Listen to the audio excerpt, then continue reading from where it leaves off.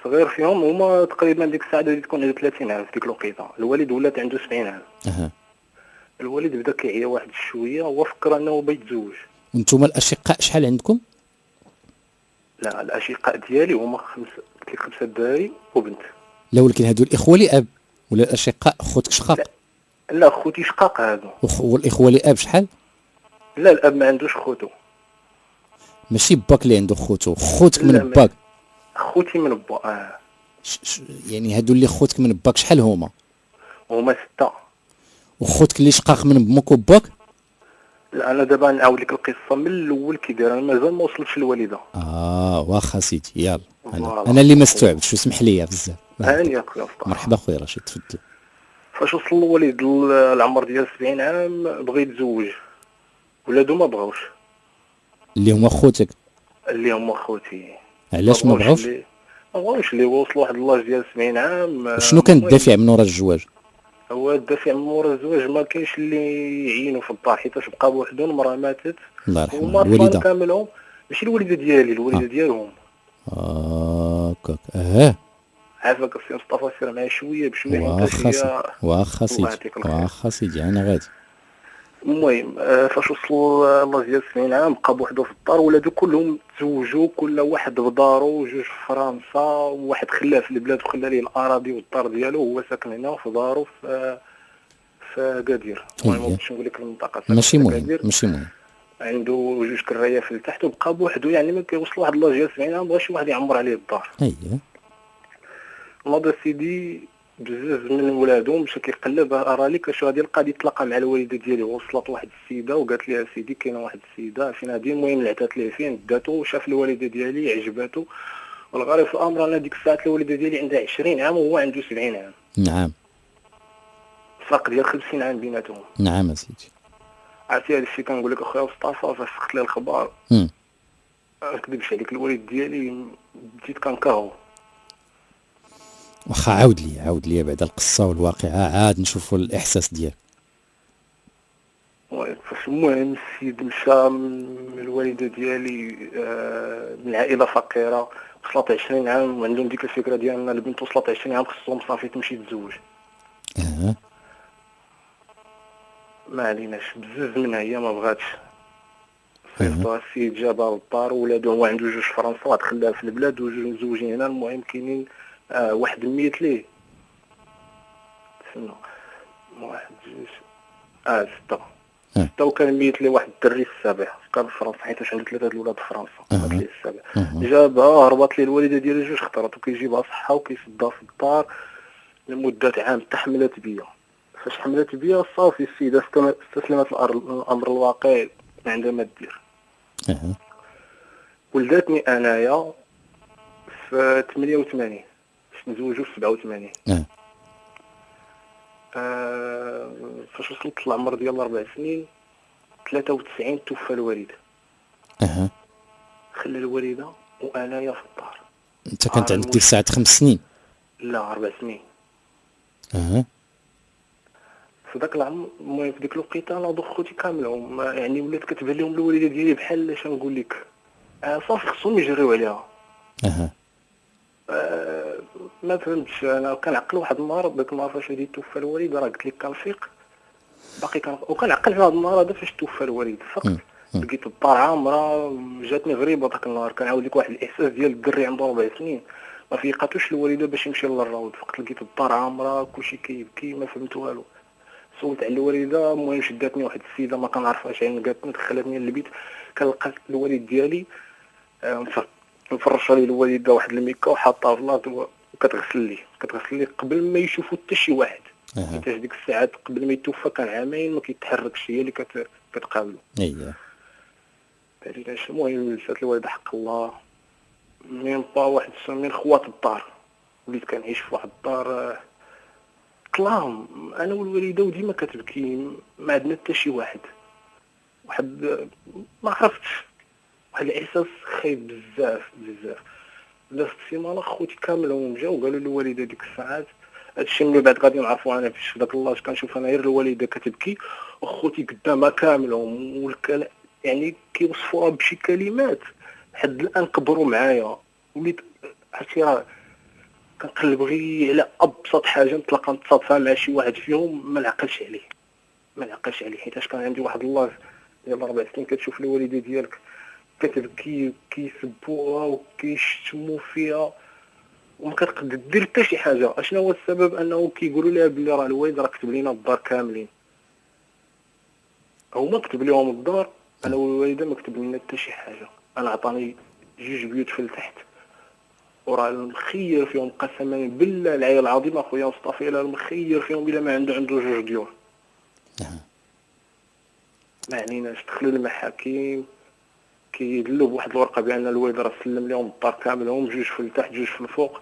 الوالده كيقولوا لها انت ما عطاك والو، ملي كتقول لهم حقي كيقولوا لها ودي راه حقك انت مع ولدك. المحكمه حكمت لهم بانه الدر ما غاديش يقسموا، ما غاديش ياخذوا هذا الحق هذا حتى نكبر انا ونسالي قرايتي. انا باقي في الرقبه ديالهم. اييه. ما عليناش. كانت الوالده ديك هي الوصيه عليك. هي الوصيه عليا. نعم. يعني كنستافدوا من الكرا اللي كاين في التحت. كان عندنا 2 كرايه، كانت كاريه واحد الدار ب 300 درهم ديك الساعات في ديك الوقيته، والدار الاخرى كانت كاريه ب 400 درهم. يعني هذاك هو المعاش ديالنا. وصافي. المهم كل صيف كيجيو خوتي من فرنسا كيجيو عندنا للدار وتيحيوا، وانا الوالده كانت كتخاف عليا ديك الساعات، كتصيفطني للبلاد عند ما كتبقى هي هنا، حيت كانت ديك الساعات تهديدات بانه الا ما خرجتش الدار يقدروا يديروا لي انا شي حاجه. ما عليناش. واحد الصيف غادي ندوزو معانا في الدار، حيت ما كنت كنشد العطله كتصيفطني بزز من واحد الصيف غادي ندوزو معاهم كيجيو خوتي. تكون عندي ديك الساعات شي 10 سنين في الديكور السبان خصك تخرجي. فاش كتقول لهم حقي كيقولوا لا تسنى نديروا لك بارتمان، نشريو لك الطوموبيل، شكون انت قاعد بالسلامه، انت طامعه في الورد كذا. باغي السيده الثمن ديالها وكيوريو هذيك الورقه. انا صافي كنكبر وكيكبر مع داك الحقد. كنتمنى شحال من حاجه، كنتمنى شنو، كنت كنلعب الكره وصلت واحد الله تعقدت واخوتي في المدرسه فاش كيسوني كيقولوا لي واش عندك خوتك، اوتوماتيكمون كتخرج مني لا ما عنديش. عندي 6 تكون محرج تكلم كاع على شي حاجه سميتها خوت، سميتها الاخوه. كنتلاقى معاهم في الطريق كيديروا بحال ما شافونيش، كيقلبوا وجههم وكلهم عندهم ولادهم والحمد لله ما خاصهم تاخير. عمر حتى شي واحد مسؤول فيا ولا قال واش خصك حاجه. الحمد لله الوالده ديالي كافحات عليا، خرجات خدمات ما خلات ما دارت على قبلي، ما خاصني حتى شي حاجه الحمد لله. ولكن حقها السيده بغات غير حقها. ما عليناش. مشيت واحد الله جاوني وليت كنفهم، يعني خصني نجيب الحق ديال الوالده ديالي. وصلت 17 عام شديت ديك الورقه قريتها. الوالده بحكم ما قارياش ديت الورقه لقيت بان الدار كاين فيها لتحت الوسط وكاين الهواء هو السطح. الوالد في ديك الورقه كاتب 2 فرنسا، واحد عاطيه اليمين في التحت والاخر عاطي لا انا عاطيني لتحت اليمين. يعني واحد الحاجه مقموعه، الا جيتي غير تشوفها مقموعه بالنسبه للخوت الاخرين. واحد عنده 40 متر في الفوق، الاخر الوالده ما كاتب لها والو، والوسط ما مكتوب حتى شي واحد. الوسط ما مكتوب حتى شي واحد، لدرجه فاش كيمشيو للمحكمه ما كيذكروش الوسط، ما كيذكروش. حتى الوالده ما كيقولش لا الوسط ما مكتوبش حتى شي واحد، اصلا هي ما فاهماش. قلت لها الوالده راه الوسط ما مكتوب حتى شي واحد. مشى عند المحامي شرح لنا عليه كلشي، قال لنا المهم هذا حل زوين، راه يمكن باقي تاخذ الثمن ديالها في ذاك الوسط. ما عليناش. بقى ديك شنقول لك ديك العافيه شعله فيا. كنتسنى غير امتى شي واحد فيهم نتلاقى معاه. 18 عام صافي كتافي وقفوا غادي نخرج بشي واحد كيما بغى يكون. واحد النهار راني نتلاقى مع الخوادري ديالي، كان عندي واحد الموطور مشيت غادي نحطو عند واحد الخوادريه، اختو هو اختو عنده واحد اختو باقي كتحن فيا واحد شويه. ياك معايا مصطفى؟ انا معاك السي رشيد. الا بغيتي نعاود لك داكشي اللي قلتي لي من الاول نعاودو لك. لا واش كنحاول نوصل. لا كتوصل الفكره ديالك، كتوصل الفكره. شوكا. واحد النهار المهم كنت كندوز ستاج، كان عندي واحد الموطور. اييه. الدار ديالنا في التحت ما كاينش فين نحط الموطور. كاين واحد اختي قريبه لينا، عطاها الوالد حتى هي الدار قريبه لينا، عندها مساحه فين نحط الموطور، كنمشي عندها كنحط عندها الموطور. اييه. عطاتني مسكينه السالك باقي هي كتحن فيا بزاف اكثر منهم. المهم جات ليا واحد من الخوت جا من فرنسا واحد الصباح، جا قلت لي انا يلاه خارج من الدار ومخرج الموطور وسديت الباب، جا هو كيدق حيتاش كانت ديك الساعه 8 الصباح كيدق ما حليت حتى واحد، هو يبقى فيه الحال. قال لهم فاش رجع مشى جاب العصا قال لهم علاش حليتو لي وما حليتوش ليا انايا. قالها لختو. قالت ليه اودي راه السيد عنده الساروت تما فين طلع ليه الدم. قال لها علاش كاع ديري ليه الساروت وتعطيه الساروت؟ ناض هو صرفقها. هي عيطت للوالده ديالي قالت لها قولي رشيد ما باقيش يجيب الموطور لهنا راه شطرا باش ما باقيش يخلق لي المشاكل انايا. انا بقى فيا الحال. ما نكذبش عليك داك النهار وليتي كتقول حتى داك السند الصغيور اللي انت حاط عليه هذا اللي هو اختك ما بقاش معاك. انت الله يرضي عليك. داك النهار بالليل بالعشيه جيت حطيت الموطور حدا الدار، وهذا السيد هذا اللي خويا دارو قدام دارنا فين عايش انت والوالده. فاش عايش انا الوالده تا هو عاطيه الوالد ديالي دارو اون فاس، علما انه تعيش مزيان برا. عايش مزيان وعنده بار تما في مراكش، عنده حدا في طنجة، وعنده جوج في السلام، وهذه هي الرابعه فين ساكن. نعم. وكاين واحد خو اخر عنده 7 بالديور في الحي فين ساكنين حنا. وهذا الشيء اللي كيزيد كيأزمني انا خوتي ما خاصهم حتى خير، وانا هو خومي خلاني ليهم بوم كيتعاملوا معايا هكا. عرفتي راه كنهضر معاك كنترعد. داك النهار جيت هو عنده امراه في فرنسا وعنده جوج بنات ما عندوش الدراري. فاش دار هذيك الحاله انا الوالده عيطات لي قالت لي ما بقاش تحط الموطور تما. اليوم من هذا الموطور كان بيتو في الزنقه. من تما ما بقاش كيبنى. راه هذه الواقعه راه وقعت دابا شي 5 سنين باش وقعت على ود داك الموطور. جيت حطيته حدا الدار، بقيت كنتسناه يجي حيت نورمالمون كتوصل العشيه كيطيح الظلام كيجي هو كيدخل للدار. نعم. هو جاي بالطوموبيل مدخلها للدار، مدخلها للزنقه بلاصه قدام الباب ديالو. انا حليت الشارجون بقيت كنشوف فيه بحال هكا، كنشوف فيه اول انا ما زعمتش علاش حيتاش خويا وصلت لاج ديال تقريبا تكون عندي 18 عام، ما عمرني هضرت معاه في حياتي. يعني داك النهار خصني نواجهو. علاش ضرب اختي على قبلي انا. شحال يكون عمره فاش كانت عندك انت 18 عام؟ دابا هو غادي تكون انا عندي دابا 27 وهو عنده 71 عام دابا. تبارك الله. دابا عنده 71 عام. نعم.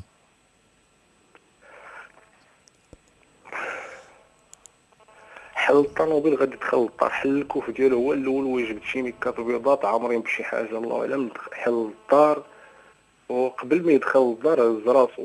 الزنقه كانت يعني طاح الظلام خاويه الزنقه. كنا نريح داك النهار، شاف اليمين شاف اليسار ما كاين حتى شي واحد. ما انا ما فهمت والو، انا اصلا كنت كنتسناه.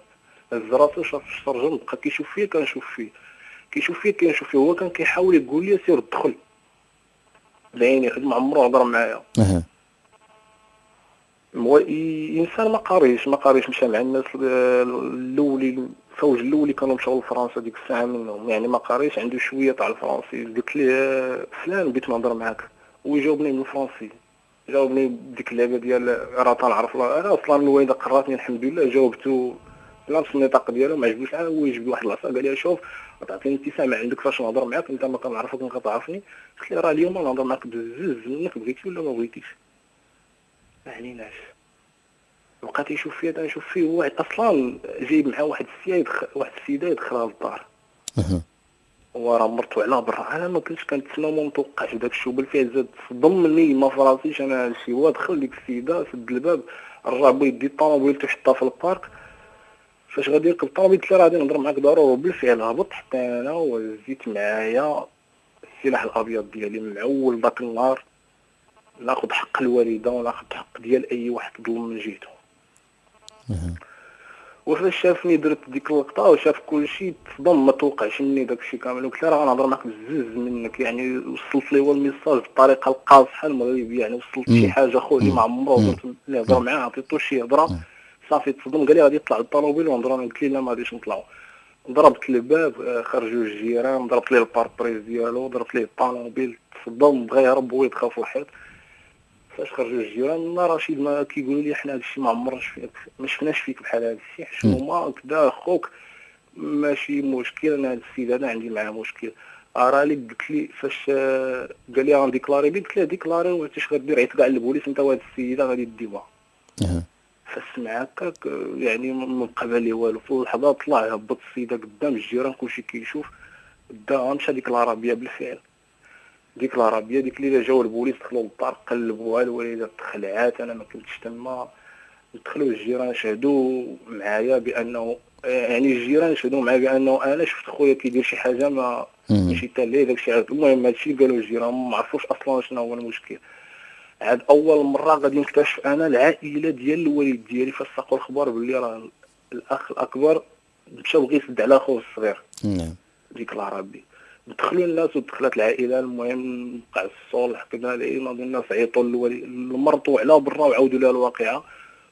تما مرتو طلقاتو في البلاصه. غنرجع لك للمشكل ديالي دابا يعني. هذه هي اول مواجهه عندي مع اخوك اللي كان اللي دابا عنده 71 عام وانت عندك 71 عام. 27 سنه. اول مواجهه عندي مع شي واحد من خوتي هي إيه. هذيك. صافي صدق ولا كيحن فيا، كنحن فيه ولينا كنهضروا، ولكن انا في الداخل ديالي مازال ما بردتش. بعد خاصة كنكون كنريح معاك في راسي كيدوروا شي حوايج. خصني دوك الهضرات الخايبه اللي كنت كنسمع من فمو كيقولوا من الوالده فاش كان عندي 4 سنين وما كنقدرش نحرك حتى شي حاجه، خصني نقولها ليه دابا وندير معاه شي حل. وبالفعل داكشي اللي وقع واحد النهار يعني خرجت عيني بينه وبينه بوحدنا في الدار، هضره طالعه وفي ديك اللحظه قال لي الله يسمح لينا منك، راه حنايا زورنا الورقه تاع الدار. حيت ديما كنقول لهم انا راه الوالد راه ما عمرني غادي نسمح ليه، حيت واش واخا يكون لقاني في الزنقه ما يديرش هاد التقسيمه هادي. يعني هو اصلا خلاكم كلكم بخيركم، كل واحد اش عطاه، وفي الاخر يدير انا مقموع كنحس براسي ماشي ولدو. الوالده علاش؟ هي اول ضحيه في الحق في هذه العلاقه هي الوالده ديالك. الوالده الله يعطيك الخير. واحد لانه النهار ما جاتش كزوجه، جات كممرضه للاسف الشديد. كممرضه الله يعطيك الخير. كممرضه واحد النهار فاش انا جلست مع واحد النهار فاش ولينا كنضربوا هاد المشاكل مع الوالده وكلشي، هضرت مع واحد النهار قلت لها بغيت نعرف علاش تزوجتي هاد السيد. هكا قلتها للوالده قسما بالله العلي العظيم الا قلت لها علاش تزوجتي 70 عام 20 عام علاش. عاودت لي حتى هي زيد الزمت عاوتاني في الداخل. اش قالت لك؟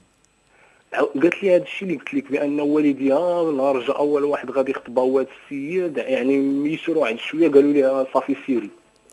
هكا لحوا جده لحد الان ما نكذبش عليك ما كنحملهاش.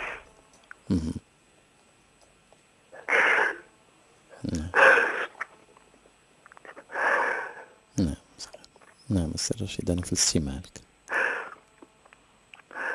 خوتي تداو عليا، شي نهار غنفيق لك الوالده ديالي تسطات ولا شي حاجه.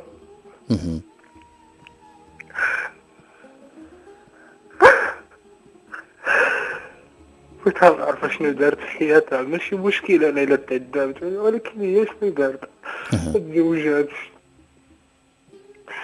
تزوجات مع 4 سنين وهي هازه. من 88 حتى 92 تقريبا، حتى 93. 88 حتى الاخر تاع 93. نعم. وفي الاخر مزاجات هكا يديروا لها بحال هكا الحشومه ما تستاهلش. قسما بالله العلي العظيم ما تستاهلش. اقسم بالله العلي العظيم ما عمر قالت لي لا ما تمشيش عند خوتك كذا، ومن هذا كتقول لي يبقاو هكاك، هذوك هما خوتك. هذوك خوتك. واحد فيهم طاح كان في السبيطار، كنقسم لك بالله ما بغيت نمشي عندي، كتقول لي لا ولدي غادي تمشي عنده وتطلع عليه، والله الا مشيت وطليت عليه. غندخل عليه اول مره غادي يشوفني وغيبكي.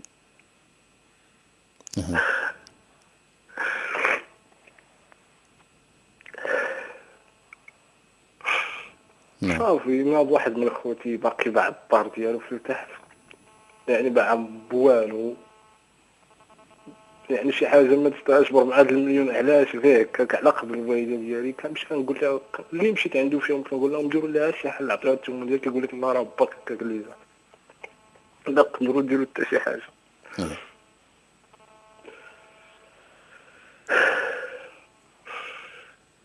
وما عندنا حتى شي ورقه، يعني فاش توفى الوالد وما هزوا كلشي الوراق ما خلاو لها والو. يعني كنشوف راسي صافي من بعد غدا ولا بعد غدا غادي نخرجوا حتى حنا، غادي تخرج وما غاديش تدي حقها. علاش؟ واش حتى لهاد الدرجه بنادم ما كيرحمش؟ والاخوه يا حسره. كنشوف شي واحد عنده خو غادي مع اختو ولا شي حاجه عرفتي راه ما نكذبش عليك، يعني داك الاحساس تاع الوالد ما كانش طاقش ليه. عمرني في حياتي توحشت الوالد ولا ماشي مهم، ولكن الوالده لا، الوالده خصها تدي الحق ديالها. هي بقات ملازماك وهي اللي شفتي حداك، لا في صغرك ولا في كبرك. في كل شيء، يا با يا امي يا شتي كل شيء المعاناة في ديالها حياتي. من اجلك على كل حال. عشت معاها، والصوره ديال اول مره غادي نفيق وغادي نلقاها كتغسل الوالد، الوالد ميت وجالسه هي حدا، سدات على الناس كاملهم وحاضر لهاد اللقطه هادي، حاضر وكبرات معايا وساده لو بيت كتغسل لي وقلباتو مزيان، عاد غادي يدخلوا الناس باش يشوفوا، ونورمالمون راه غادي تغسل اصلا، نعم. غادي تغسل. نعم. يعني نعم. انا واحد الحاجه اللي بغيت نعرف نعم. واللي نطلبها من المستمعين، ايه. كيفاش هاد الوالده غادي يجيب لها حقها؟ واش غيعطي لها الشرع ولا لا؟ هما حاليا دابا نتوما الوضعيه ديال داك الدار هي الان واش عنده في التركه ديالو الوالد ديالك، واش غير ديك الدار اللي عنده؟ لا، عنده البلاد وفي سميتو في كلشي، ولكن داكشي انا كرهتو، ما كنهضرش معاهم في داكشي. كاين واحد خويا في البلاد عنده اراضي، عندهم اركان، عنده كلشي وباقيين في سميت الوالد. فاش توفى الوالد يعني بقات في سميتو، يعني هو خلاه يتكلف تما. وهذاك اللي كاين في البلاد حتى هو قال لك اسيدي راه حتى انا صبعيت في ديك الدار، يعني كلهم كيقولوا ديك الدار. ماشي مشكل، غير وكان دابا واش حيت دابا من المفروض يعني دار واحد العده ديال الإراثة، لانه هذه راه خص الورثه، لان حتى واحد حتى واحد ما قانونيا من حقه يبقى على الشياس. دار عده الإراثة ويشوفوا. دابا عندنا يلاه ديك الدار هي اللي كاتبها الوالي. واش وصيه هبه ولا كيفاش هذيك كتبه هي وصيه. الوصيه؟ كيفاش هبه؟ يعني اعطاها لهم يقسم الدار لولادو. بشي عقد. بعقد. وهي راه من الناحيه القانونيه اصلا راه هذوك ورثه ما خصهمش يكون موصي لهم الوالد ديالك حتى شي حاجه. يعني كيما النصيب ديالك عندك كيما النصيب ديالهم عندهم. ما كاينش لا راه الوالد كتب لينا، لان كلهم ورثه هادو. لا، قال لك اسيدي كتب لهم وحنا وانا اصلا شاك في هذيك التقسيمه، ما يمكنش يديرها الوالد، والوالده براسها كتقولها لي ما يمكنش. واش انت عندك شي عقد كيتبت هادشي؟ لا، هما اصلا لا دارت الوالده الميراث فاش عيطات ل 12 شهاد وجابت العدول باش يشوفوا شنو كاين، عيط لهم العدول قال لهم اللي عنده شي حاجه يبينها لينا. هادشي كتعاودوا لي الوالده. قالت لي واحد من الخوت عطى واحد الورقه، يعني عطاه فوتوكوبي، هذه اللي كاين عندنا حنا دابا، عطاه فوتوكوبي فيها التقسيمه وفيها كلشي، يعني نقدر نعرفها، نقدر نعرف معاك حداك هاد الورقه؟ اي معايا. جيبها نقراها ولكن عرفتي دير؟ تفادى لنا السميات وقول لنا اش كاين في ديك الورقه. اي انا معاك، حتى المستمعين معانا. يعني التقسيمه تاع اللي دار الوالد. غادي تفادى لنا غير الاسماء وداك الشيء. واخا غادي وقول لي شنو كاين في الورقه. نقراها كامله ولا نختصر؟ ماشي مشكل، مستعدين حنا نسمعوها كامله، غير السميات ما بلاش. ما صافي غادي ماشي نذكر السميات.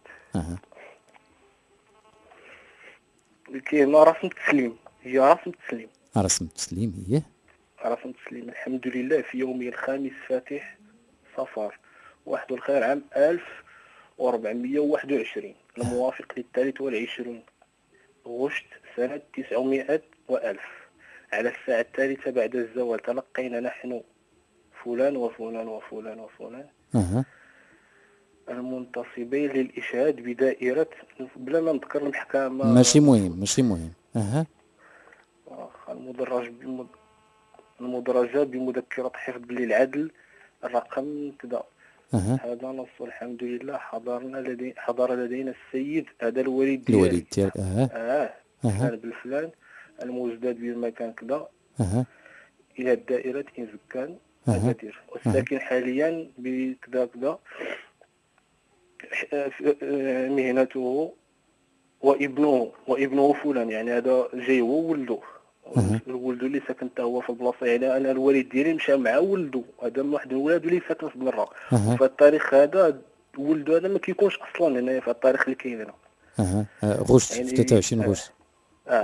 واخا اشهد ان وشهد السيد فلان بن فلان انه سلم لابنه فلان المذكور، ابني فلان المذكور، وعاد كاينه سميتي انا ورشيد، يعني سلم لهم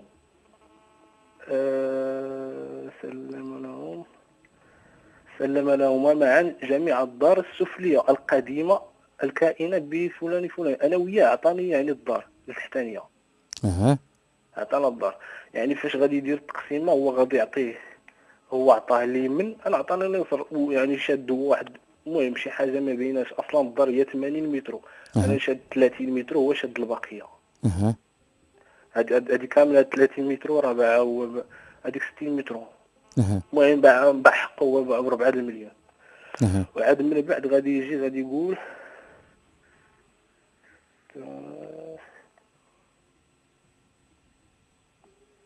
انا معك السي رشيد، دقه دقه ياخذ وقتك. هذا تسليم دابا، هذا رسم التسليم اللي عطاو للوالده، هذو هي ديال الورقه اللي عطاو لها هما، قالوا لها راه خليها لينا الوالد وعاقلين لنا فوتوكوبي. فاش كان المهم نهار جات الوالده دارت الشهود ودارت العدل، جابوا لهم هذه الورقه هذه وقالوا لها راه هذه اللي خلينا الوالد. فاش قال لي العدل هذه فوتوكوبي خصك تجيب الاصليه، قال لي حنا هذه هي اللي عندنا، ما عندناش الاصليه، ما عارفين التسجيلات كذا. قال لي المهم هذه راه ما دايزاش لكم، قال لي حنا هما هذه هي باش كيتجاروا مع الوالده. لحد دابا انا اثناء القراءه اللي حاليا التسليم ما تيبقى، واش تيبقى من الناحيه القانونيه واش ما عندهاش شي سند؟ ما عندهاش شي سند، على اعتبار انت وارث كيما خوتك الاخرين ورثه يعني اصلا في هذه الظرفيه ما كايناش اللي وقف معنا، راه كنقول لك راه كاين غير الوالده وانا، ما كاينش.